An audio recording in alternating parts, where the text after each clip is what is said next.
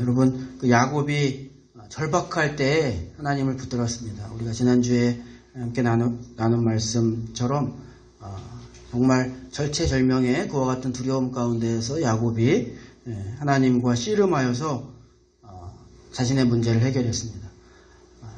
사람의 문제가 있다고, 사람과의 문제가 있다고 사람과 해결할 수 있는 것은 아닙니다. 하나님과의 관계에서 그 문제가 해결되면 우리의 사람과의 문제도 또 해결되는 것입니다. 그래서 야복 강가에서 야곱이 하나님과 씨름하여 하나님으로부터의 해답을 얻으니까 두려워하였던 에서와의 문제도 해결이 되었습니다. 그래서 에서와 화해하게 되고요. 형인 에서가 야곱을 용서하고 이제 평화를 얻게 되었습니다. 자, 그런데 여러분, 야곱이 에서와의 문제를 이제 해결했기 때문에 이제 고향으로 돌아갈 수 있게 되었는데, 야곱이 오늘 성경을 보면 고향 헤브론으로 가지 아니하고요, 세겜으로 갔습니다. 그래서 세겜으로 가서 거기서 땅을 사서 거기에 이제 정착을 하게 됩니다. 야복강은 이스라엘 그 지도를 보시면 한 중간 정도에 있습니다. 그래서 요단강을 건너기 전이죠. 그래서 거기서 이제 원래 살던 고향인 헤브론으로 가려면 서쪽으로 조금 이동하여서 이제 남쪽으로 한 100여 킬로를 더 이동해야 하는 것입니다. 그런데 야곱이 그 길을 진행하지 않고 그곳에서 가까운 그 중부 지역의 세겜이라는 곳에 정착하고 멈추었다는 것입니다. 그리고 야곱이 왜 그렇게 하였을까? 좀 생각해 보니까요. 어쩌면 어머니 리브가가 죽었기 때문에 굳이 헤브론으로 돌아갈 필요가 없다고 생각했을 것 같기도 합니다. 여러분도 알다시피 야곱은 엄마의 아들이었죠. 아버지하고는 그렇게 친밀한 것이 없었습니다. 엄마의 아들이었어요. 그런 아들들 있잖아요.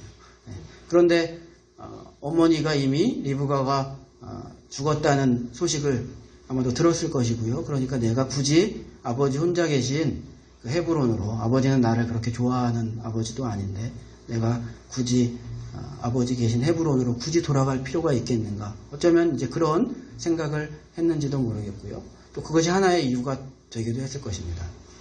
그런데 아마도 더 큰 이유는 세겜이 헤브론보다 살기 좋은 곳이었기 때문에 세겜에 멈추었을 가능성이 큽니다. 여러분, 헤브론은 고원 산지이고요. 메마른 곳입니다. 그래서 비가 많이 오지 않고 살기가 별로 좋지 않은 척박한 곳이 바로 헤브론이 있는 그 유대 광야 산지 지역입니다. 그에 반해서 지금 야곱이 멈추어선 이 세겜은 그것도 고원지대이긴 하지만 이 중부 고원지대는 그래도 비가 제법 내리는 지역입니다. 지중해 쪽에서 불어오는 이제 북서풍에 따라서 비가 중부 산지에는 제법 내리는 것이죠. 그래서 세겜은 사람이 살기에 괜찮은 곳입니다. 후에 북이스라엘이 이제 시작했을 때 아합 왕이 디르사에서 수도를 바로 이 세겜으로 옮기게 되는데요. 그 말은 이 세겜이라는 이 지역이 그만큼 괜찮은 지역이다. 입지가 괜찮은 지역이다라는 것을 또 말하고 있는 것이죠. 그래서 추측하기는 아마도 이것이 가장 큰 이유였을 것입니다. 야곱이 헤브론으로 돌아가지 아니하고 세겜에 멈춘 이유는 자신이 보았을 때 세겜이 살기 좋아 보였기 때문에 세겜에 멈춘 것일 것입니다. 여러분, 이렇게 보면 야곱이 참 변하지 않는 사람인 것입니다. 어떻게 보면 야곱이 족장들 중에 제일 우리하고 비슷한 사람입니다. 아브라함은 믿음을 따라 순종한 사람입니다. 그리고 조금의 실수가 있었지만 계속 믿음의 조상으로 성장한 사람이었습니다.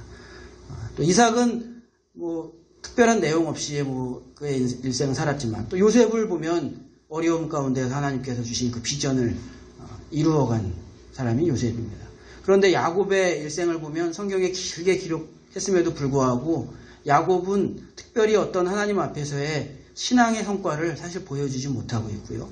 야곱의 그 기록들을 보면 계속 실패하고 또 문제를 일으키고 그런 모습들을 성경은 계속 기록하고 있습니다.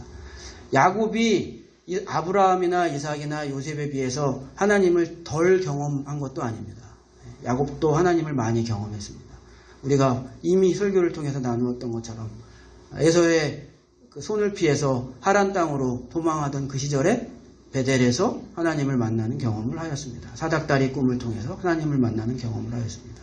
또 지난주에 우리가 성경을 통해서 보았던 것처럼 야복강에서 하나님과 씨름하며 하나님을 경험하는 그런 경험도 하였습니다.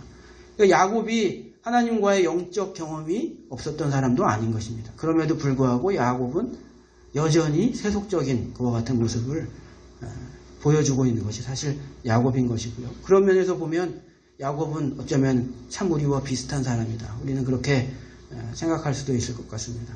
야곱이 여전히 변하지 않고 있는 것입니다. 여전히 세상적으로 생각하고 그 결과에 따라 세겜에 정착하여 살고 있는 그런 모습을 우리가 보게 되어지는 것입니다. 사랑하는 아내였던 라헬은 자신의 고향에서 우상인 드라빔을 가지고 와서 여전히 그 드라빔을 섬기고 있었습니다. 야곱은 그것을 알고 있었을 것입니다. 그럼에도 불구하고 그것을 제재하지 않았습니다. 그것을 보면 야곱이 믿음으로 가정을 이끄는 믿음의 가장이 아니었다는 것을 우리가 또 볼 수가 있습니다. 야곱이 자신뿐만 아니라 야곱의 가정이 그렇게 하나님 앞에서 올바로 세워진 믿음의 모습이 아니었던 것입니다. 여전히. 또 우리가 오늘 읽은 본문 그 내용 전을 보면 레아로부터 얻은 딸 디나가 있었습니다. 디나가 세겜의 이런 세속적인 문화에 관심을 갖고 빠져들게 되었습니다. 그래서 그 거리에 나가서 친구들을 사귀고 함께 놀게 되고요. 그곳에서 좋지 않은 일을 당하게 되는 것이죠. 그것은 히위라는 족속에 하몰이라는 그 부족장이 있었는데요. 여러분 히위라는 족속은 가나안에 있던 여러 족속 그 부족들 중에 하나인데 여호수아서를 통해서 보면은 기브온 족속이라는 그런 족속이 있습니다. 하나님께서 이스라엘 그 가나안에 있는 모든 족속들을 다 진멸하라고 살려두면 안 된다고 진멸하라고 그렇게 명령하셨는데 그 사실을 알고 이 기브온 족속은 자신들의 행색을 초라하게 만들어서 자신들이 거기에 거주하는 사람들이 아니라 마치 먼 지역에서 온 사람인 것처럼 속이고 이스라엘 백성들로 하여금 화친을 맺어서 자신들의 생명을 보존하였던 그 기브온이라는 족속이 있는데요. 이 기브온 족속이 바로 이 히위 족속과 같은 족속입니다. 그리고 그 기브온이라는 마을도 지금 세겜과 멀지 않은 지역에 있는데요. 그 바로 이 히위 족속에 하몰이라는 그와 같은 부족장, 또 추장이라고도 이야기할 수도 있죠. 그 부족장이 있었는데 그 하몰이라는 그 부족장의 아들이었던 세겜, 그 아들도 이름이 세겜이었습니다. 그 세겜이 이 야곱의 딸이었던 디나를 강간하는 그런 사건이 발생합니다. 여러분 이것을 보면은요, 이 디나가 잘못을 저지른 것은 아닌 것이죠. 디나의 잘못은 아닌 것입니다. 야곱 세겜의 범죄인 것입니다. 그러나 여러분 이 내용을 자세히 살펴보면 이 디나가 그냥 길거리 가다가 납치되어서 강간당한 것은 아닌 것입니다. 그런 나쁜 일이 그렇게 일어난 것은 아니에요. 이 디나가 세겜의 그와 같은 문화 가운데 함께 동화되어서 거기서 친구들 사귀고 함께 놀다가 이런 이제 불행을 만나게 된 것이죠. 그 내용이 34장 우리가 읽지는 않았습니다. 창세기 34장 1절을 보면 그 내용을 조금 우리가 생각해 볼 수가 있는데요. 34장 1절에 보면 여러분 이렇게 되어 있습니다. 레아가 야곱에게 낳은 딸 디나가 그 땅의 딸들을 보러 나갔더니 여러분 이렇게 기록하고 있습니다. 그 딸 디나가 그 땅의 세겜이죠. 세겜의 딸들을 보러 나갔다. 이 말은 세겜 땅에서 친구를 사귀고 그들과 함께 어울려 지냈다는 것을 우리가 보게 되어지는 것입니다. 그러니까 이 일이 일어난 것이 디나의 잘못은 아니지만 세겜의 범죄이지만 여러분 그런 그 상황 가운데서 이런 일이 일어난 것입니다. 여러분 밤늦게 술집에 앉아 있으면 안 되는 것입니다. 거기 우리가 있을 자리가 아니에요. 그러면 직접적으로 우리의 잘못은 아니지만 이런 불행한 일들이 여러분 일어날 수가 있는 것이죠. 이 모습을 통해서 특별히 이 야곱의 딸이었던 디나가 그 세겜의 문화 가운데, 세상적인 문화 가운데 깊이 빠져들고 있었다는 모습을 보게 됩니다. 그래서 이 야곱의 가족이, 야곱뿐만이 아니라 야곱의 가정이 믿음의 가정으로 여전히 서지 못하고 여전히 세상적인 모습으로 살고 있었다는 모습을 우리가 보는 것입니다. 마치 이전에 나왔던 롯의 가정을 보는 것 같습니다. 롯이 아브라함과 헤어질 때 롯은 자신들의 눈에 좋아 보이는 요단 들편의 땅을 선택하게 되고요. 그러나 그곳은 소돔성으로부터 가까운 곳이었습니다. 그래서 롯의 아내와 그의 두 딸이 소돔성의 문화에 깊이 빠져들었던 것을 우리가 이미 이전에 성경의 내용을 통해 알고 있는데요. 그리고 그들이 소돔성이 멸망할 때 함께 비극적인 결말을 맞이해야 했던 것을 우리가 보게 되어지는데, 어쩌면 야곱의 가족들이 세겜에서 그런 모습으로 살고 있었던 것입니다.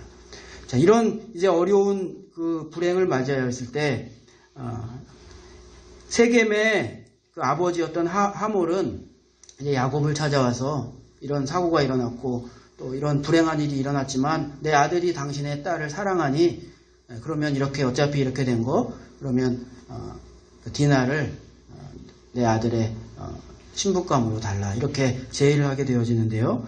이 제의에 대해서 야곱이 결정을 못합니다. 야곱은 결정을 못하고요. 그러자 이 디나의 오빠들, 야곱의 아들들이 모여서 회의를 하고 수기를 하게 됩니다. 그래서 어떤 결정을 내리게 되냐 하면, 우리가 이것을 받아들이는 것으로 속이고 대신 이렇게 우리가 이야기를 하자.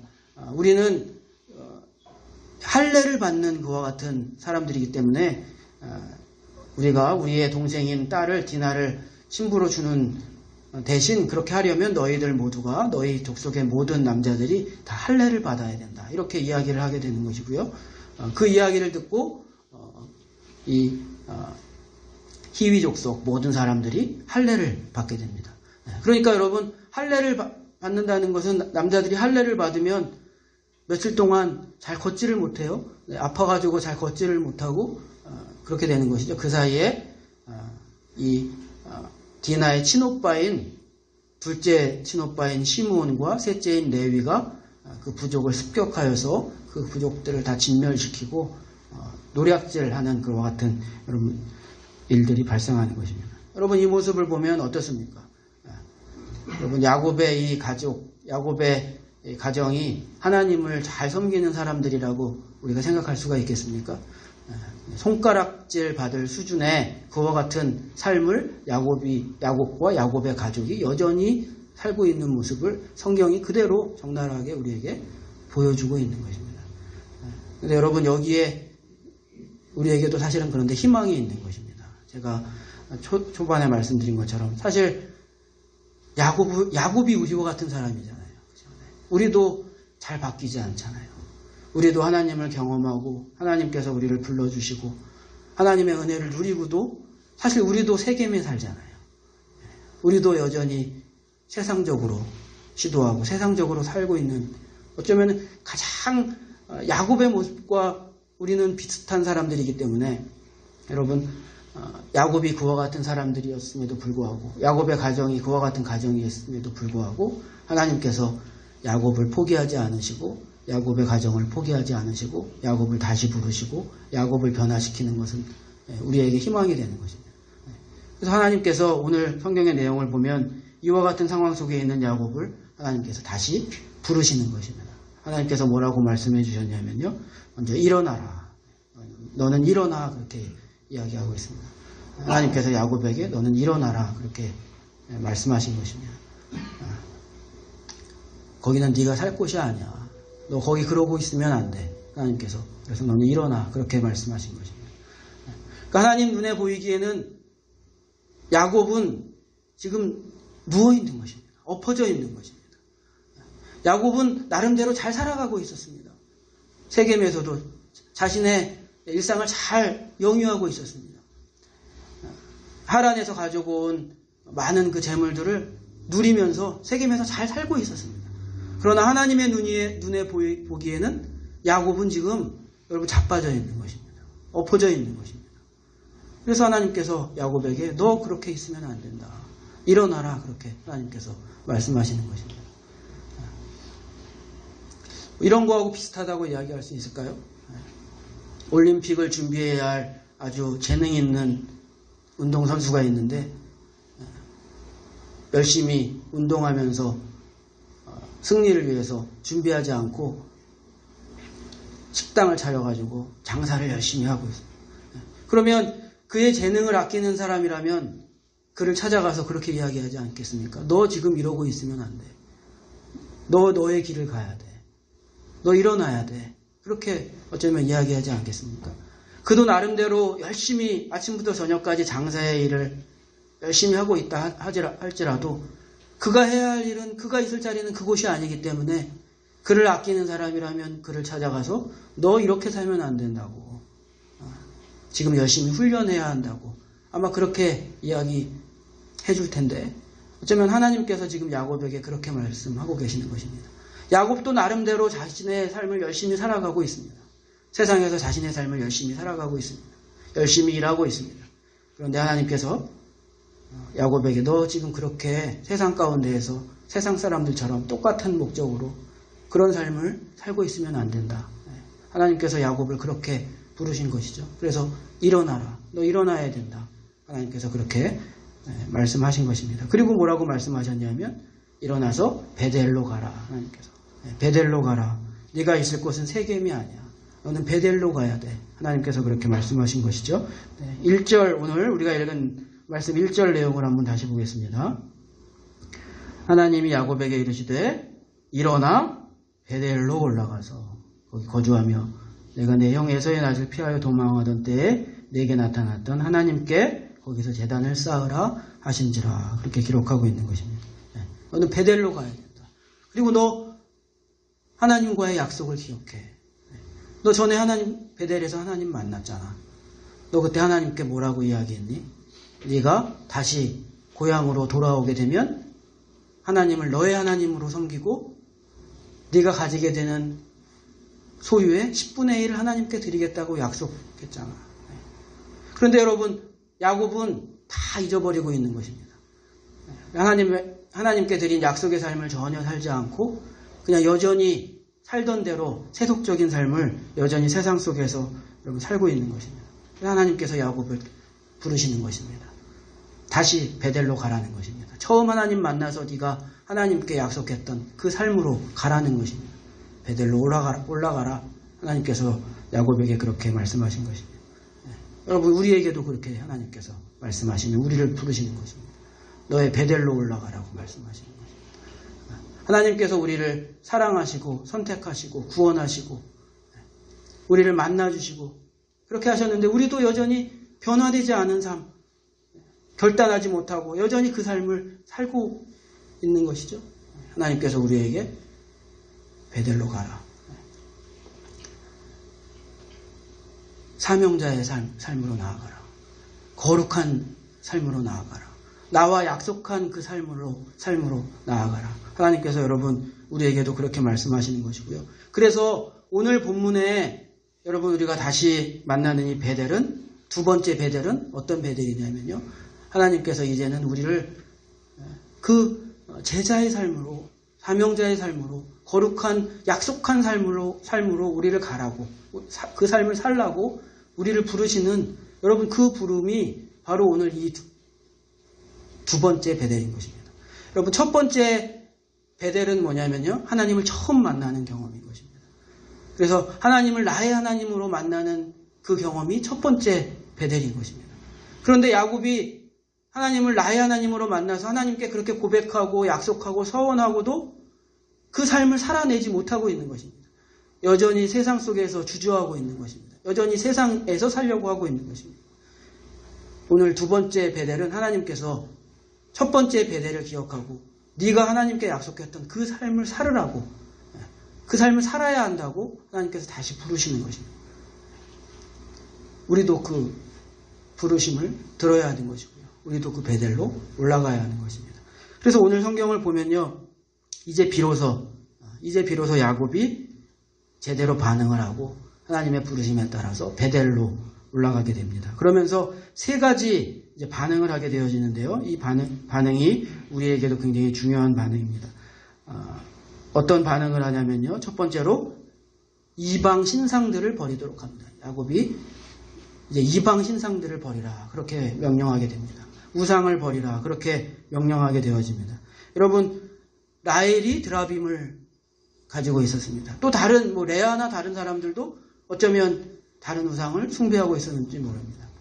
드라빔은 무엇이냐면요, 일종의 수호신입니다. 라헬은 그 드라빔을 소유함으로써 내 가정이 지킴을 받기를 원하는 그와 같은 마음으로 드라빔을 소유하였을 것입니다.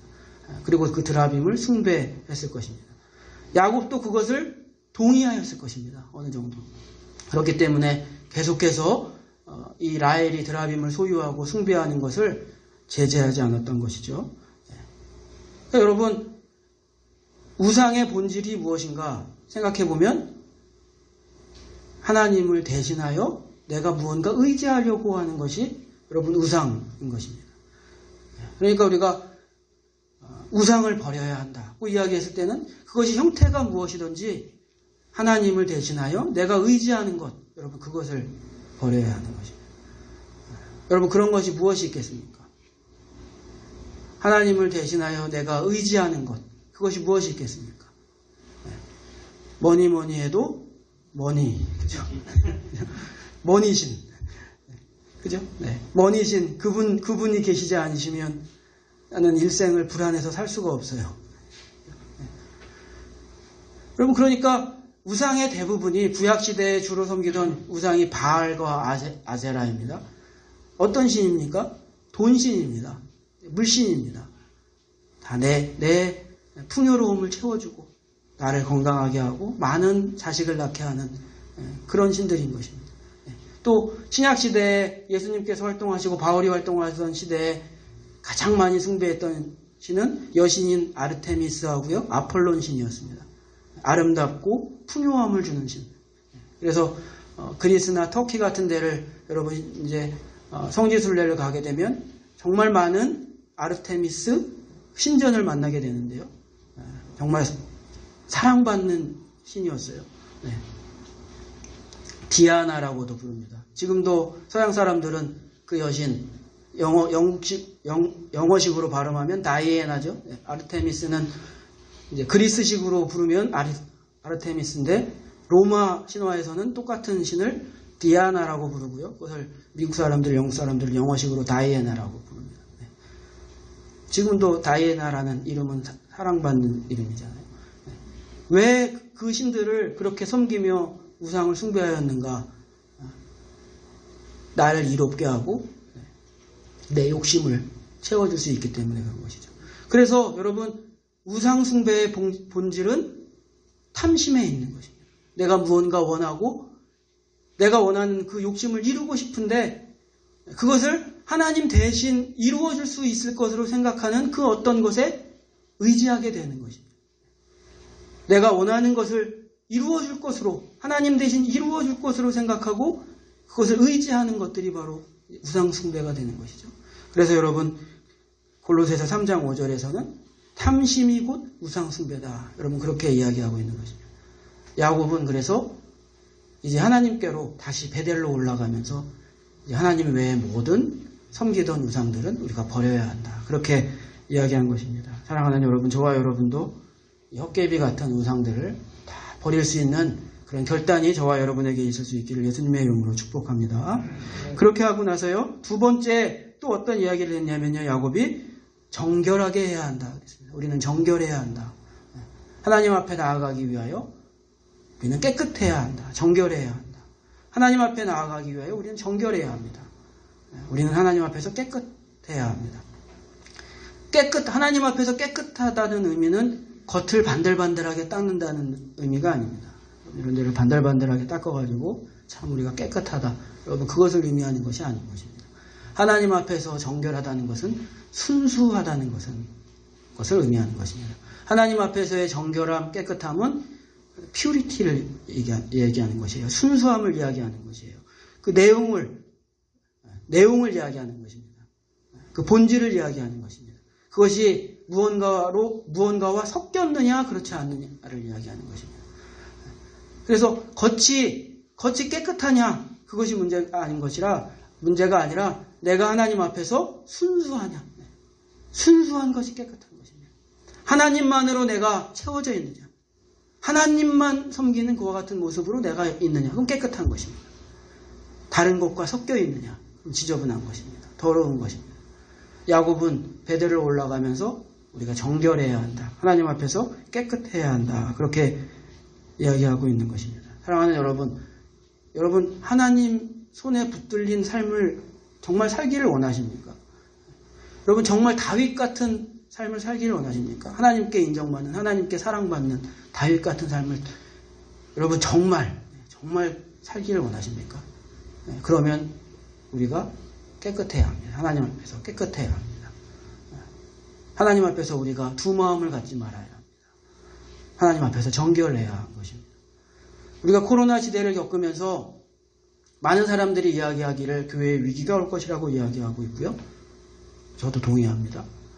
또 많은 사람들이 이야기하기를 알곡과 가라지가 구별되는 시대가 될 것이라고 이야기합니다. 저도 동의합니다.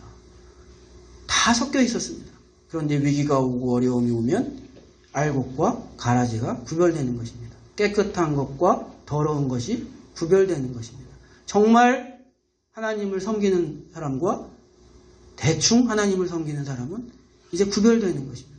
여러분 이와 같은 시대에 하나님께서 어떤 사람을 사용하시고 하나님께서 필요로 하는 사람들은 어떤 사람들이겠습니까? 깨끗한 사람이겠죠. 정결한 사람이겠죠. 정말 하나님 앞에서 순수함으로 순수한 믿음으로 세워질 수 있는 그와 같은 사람들이겠죠. 디모데후서 2장 21절에 보면 그래서 바울은 이렇게 이야기합니다. 그러므로 누구든지 이런 것에서 자기를 깨끗하게 하면 귀히 쓰이는 그릇이 되어 거룩하고 주인의 쓰심에 합당하며 그렇게 이야기했습니다. 여러분 어떻게 하면 귀히 쓰이는 그릇이 된다고 이야기했습니까?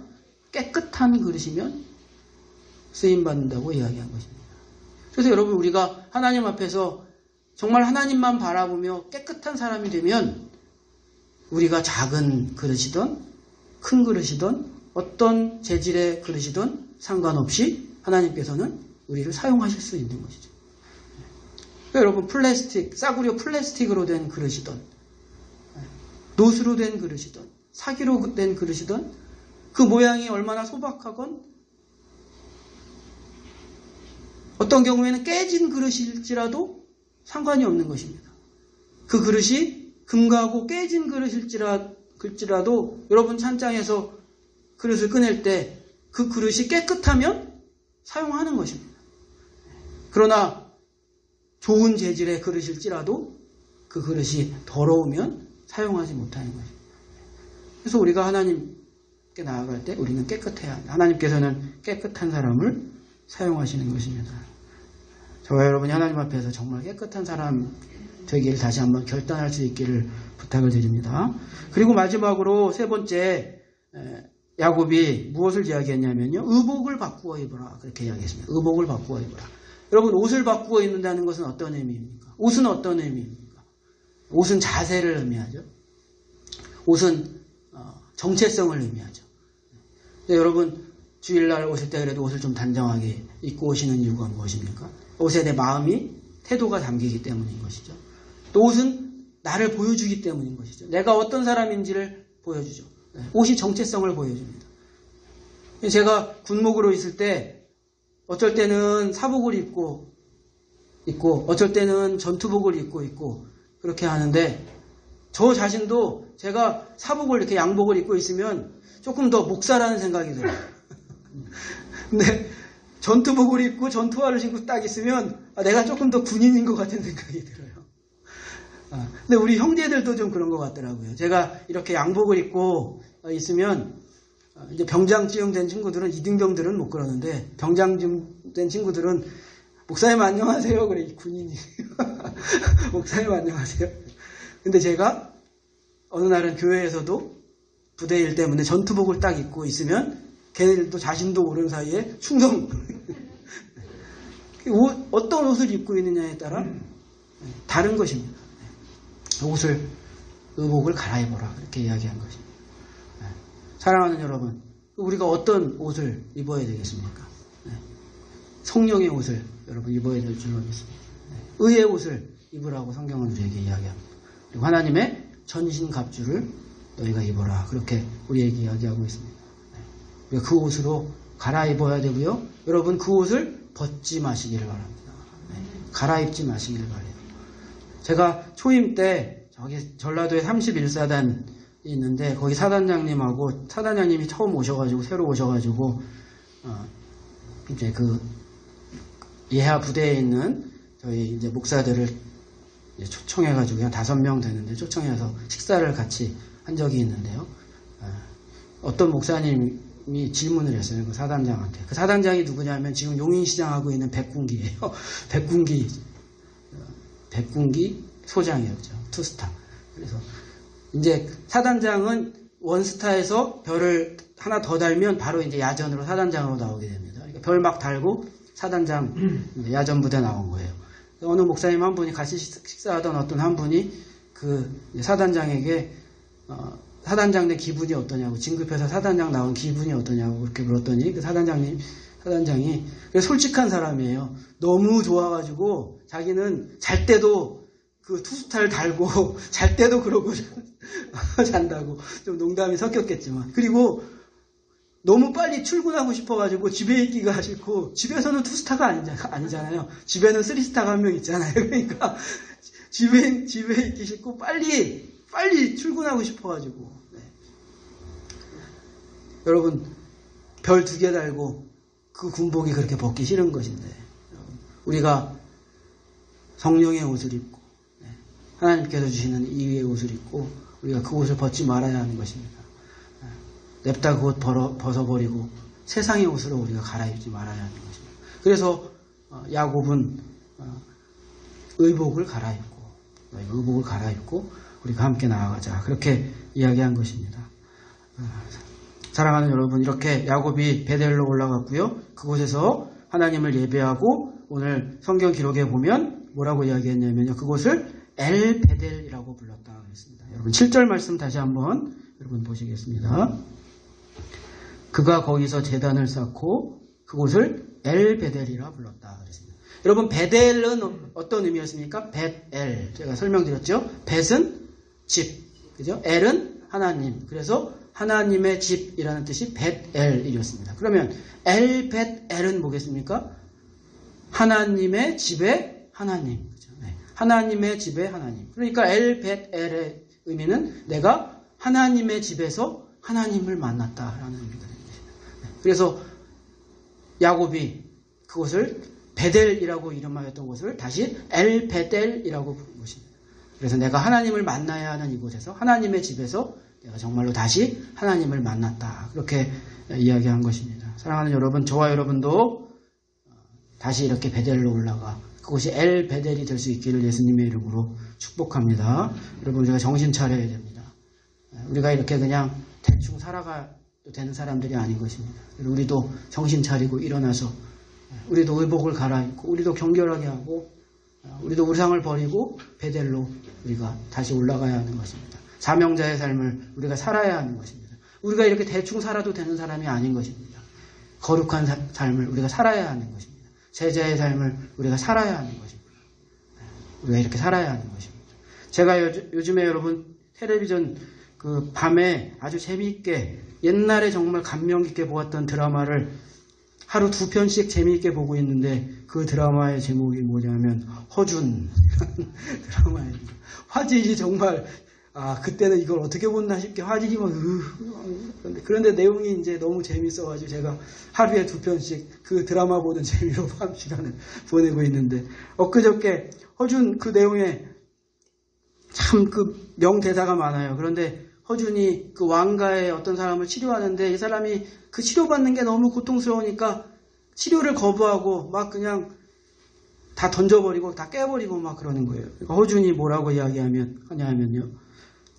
병은 고통 없이 사라지지 않습니다. 반드시 다시 살아나 더 큰 질병을 가져옵니다. 그래서 치료를 받으셔야 합니다. 병은 고통 없이 사라지지 않습니다. 그리고 반드시 놔두면 반드시 다시 살아나서 더 큰 질병을 가져옵니다. 여러분, 옛사람의 우리의 세상의 습관도 마찬가지인 것입니다. 여러분, 우리가 이것을 쉽게 베델로 올라갈 수 있는 것 아닙니다. 세겜의 삶을 휙 버려버리고 금방 베델로 올라갈 수 있는 것 아닙니다. 고통이 있습니다. 옛 모습을 버리는데 고통이 있습니다. 결단이 필요한 것입니다. 근데 우리가 그것을 버리지 아니하면 이 허준이 말한 것처럼요. 우리가 힘들고 어려워서 고통스러워서 그리고 그것이 편하고 좋아서 계속 그곳에 있으면 반드시 우리 가운데 다시 죄를 일으키고 하나님과 우리 사이에 반드시 다시 문제를 여러분 일으키게 되어 있는 것입니다. 그래서 우리가 결단해야 하는 것입니다. 우리가 베델로 올라가야 하는 것입니다. 여러분, 오늘 우리가 들은 말씀처럼 그러므로 힘들어도 저와 여러분 결단하여 다시 베델로 다시 올라갈 수 있기를 예수님의 이름으로 부탁을 드립니다.